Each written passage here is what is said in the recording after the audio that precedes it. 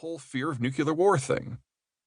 The spreading wealth by force of information and capital flow would grind down what less modern, less democratic pockets of resistance remained.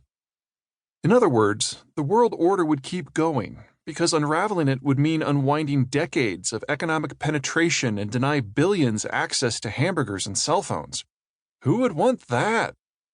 It wasn't quite going to be Star Trek, but it would be close. I was Stratfor's unofficial economist.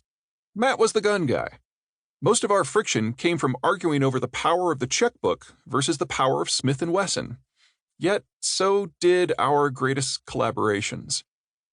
After a bunch of backing and forthing and what-ifing and puzzling over oddly colored mixers, Matt asked point blank, "So what happens to my suitable motivation and your transformational boom when the Americans change their minds about their alliance?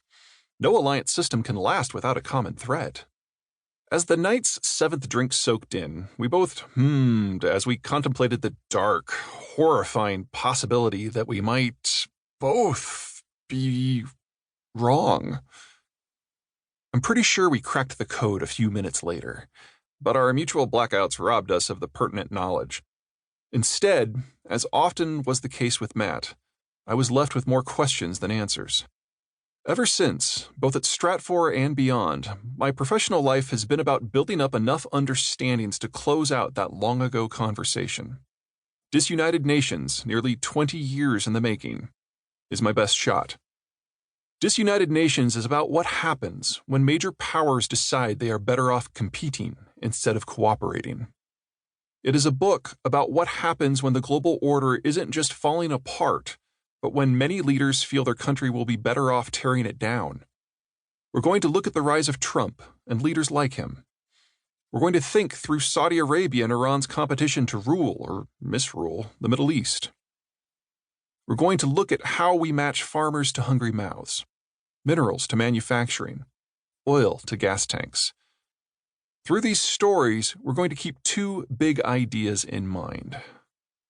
The first is that geography might not be destiny, but it is damn close.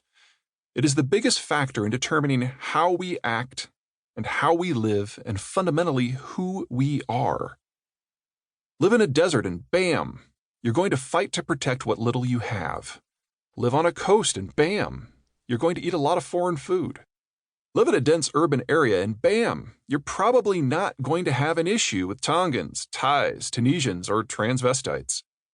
Live in the mountains and bam, you're going to be a bit persnickety when folks from other regions roll through.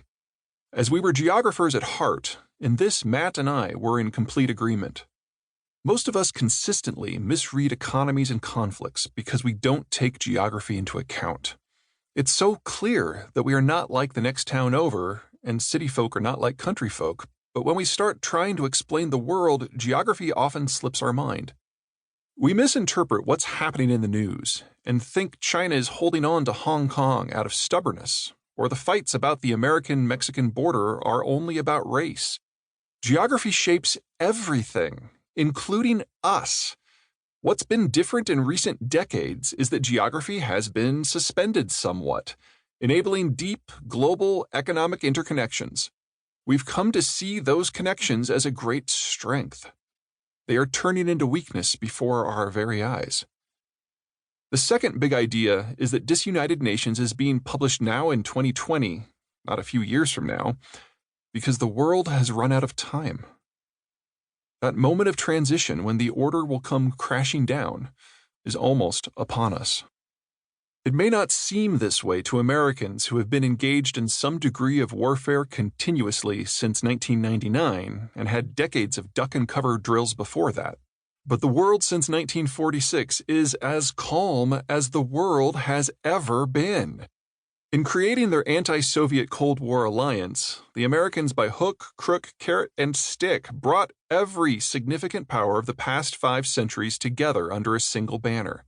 Norway, Sweden, Spain, Portugal, France, Germany, the Netherlands, Italy, Greece, Turkey, Iran, Japan, China, all of them and more allied in various degrees of formality against the Soviet Union. If they were to be fighting the Soviets, it wouldn't be particularly productive if they were also fighting one another.